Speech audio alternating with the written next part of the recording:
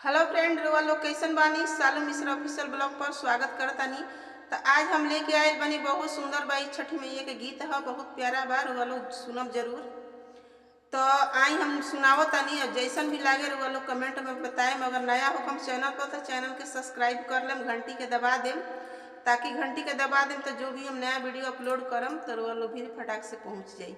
तो आई हमने के गीत के सुनल जाओ। छठिया कोई देखा ले ए महादेवा अंगना। छठिया कोई देखा ले ए महादेवा अंगना। हाथ भरल आवे मेहदी अंगूठी लाल नगीना। हाथ भरल आवे मेहदी अंगूठी लाल नगीना। का तू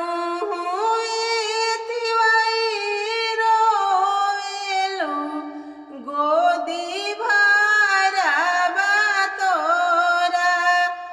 का तू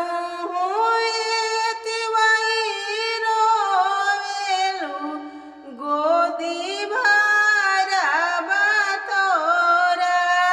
ऊँचे काही डगड़ी बहारिहा जहाँ हम लेब डेरा। ऊँचे काही डगड़ी बहारिहा जहाँ हम लेब डेरा। छठिया कोई देखेला ए महादेवा अंगना। छठिया कोई देखेला ए गणपत बाबू अंगना। हाथ भरल आवे मेहदी अंगूठी लाल नगीना। हाथ भरल आवे मेहदी अंगूठी लाल नगीना। का तू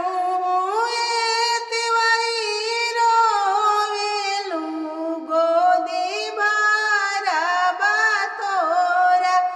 ऊँचे काही डगड़ी बहारिहा जहाँ